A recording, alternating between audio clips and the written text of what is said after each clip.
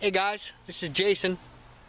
I'm going to, for the last time, review my 37-ton Northstar log splitter.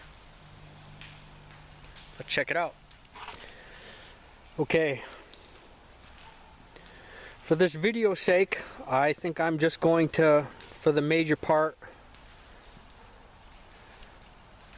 show you guys the problematic things that did happen to me that played a key role into me mainly saying that this machine did not satisfy my expectations, if you will. What we're going to start off with, now this 16-gallon hydraulic pump has enough power to satisfy your needs as far as this log splitter goes.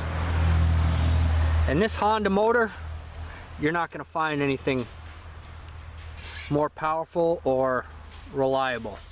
But I'm going to show you guys the stupidest little freaking engineering flaw that you ever seen in your fucking life. Now, I have reported on 2 YouTube episodes about the heat problem that this 37-ton Northstar log splitter was running into. And I'm going to tell you guys that it was no fault other than an engineering flaw from Northstar, other than a stupid little micron filter that was clogging up the reservoir.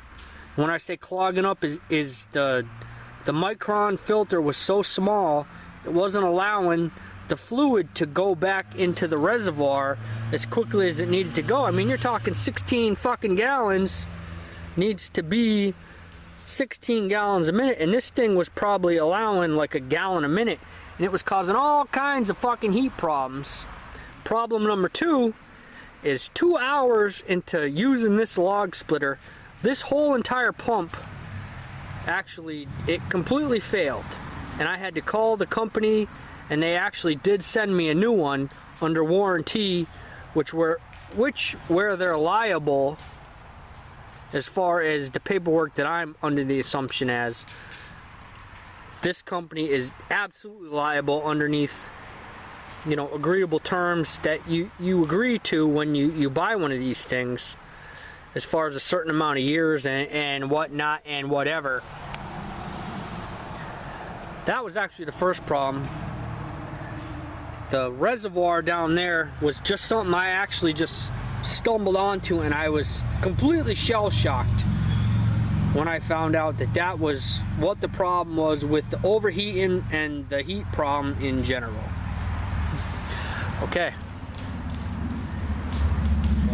What had actually happened is this was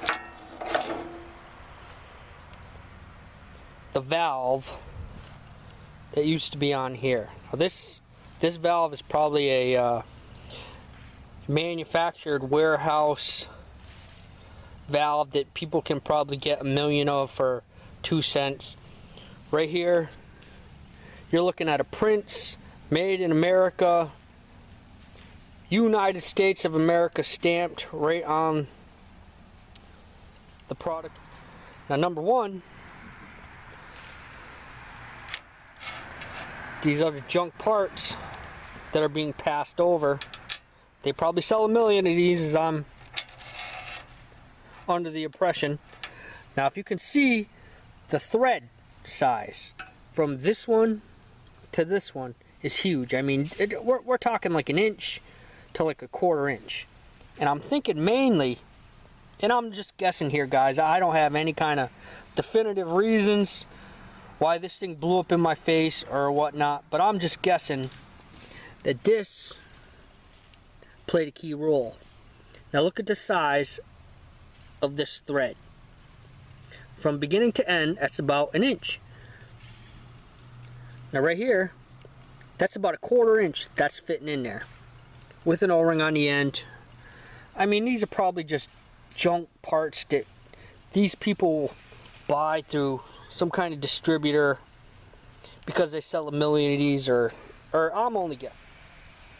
And I'm talking, guys, it wasn't more than a couple of days ago where this thing just blew up right in my face and almost knocked my teeth out, that I'm making this video to show you some of the problems, and maybe some of my reasons are way off the wall, but I'm only guessing that they could be problematic, and if you want to, they're easy enough to follow up on.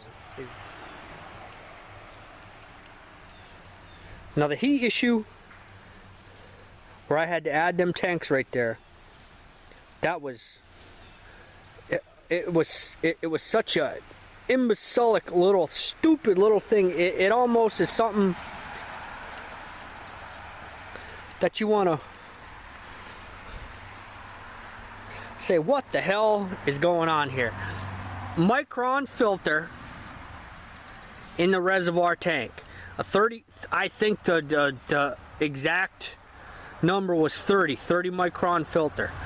Now the reason why this thing was getting so hot is this thing was pumping hydraulic fluid through it, trying to return the amount of fluid that it was using, and it couldn't because of the stupid little fucking filter right there that Northstar engineers stuck in this fucking thing right here, that I had to pay for, that I had to deal with, that I had to fix.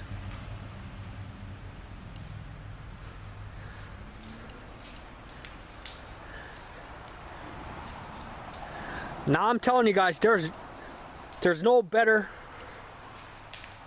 engine on the market than one of these Hondas. You're not going to find a better product to run one of these things than one of these Hondas. But I can honestly tell you, for the amount of money that I spent on this freaking machine and the amount of problems that I've had ever since, it would have just been easier to go to Tractor Supply and buy a foolish little setup and, you know, God-fearing, maybe run into a couple of issues, but never nothing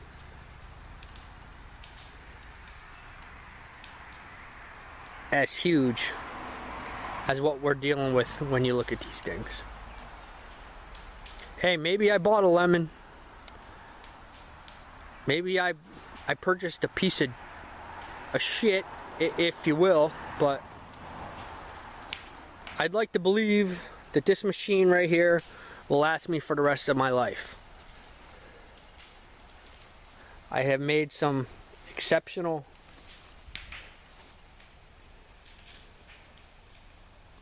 improvements, and that's only what I can hope. If you're running into the same problems, the Micron filter for the hydraulic fluid, it's such a stupid, insignificant, little imbecilic problem that turns out to be such a humongous ordeal that is an engineering flaw direct from the company. It's amazing if you sit down and you try to fathom how and why and when and what have you for your money. But again, guys, this is my last review of this 37-ton Northstar log splitter. This is the first one from my, well, you know, from my new home, besides the cataclysmic problem with the actual explosion from the valve, actually the fitting that exploded from the valve. Really, if you're having problems and it's because of heat, could be one of the reasons, or it could not. I am not an expert by any means, but it's a good place to start if you have any experience, and it's something so stupid you would actually laugh when you found out what the problem was. Alright guys, this is Jason. I'm coming to you with an actual review for an actual product, and I hope you have some use for it. Alright guys, take care. From my new place. Have a good one.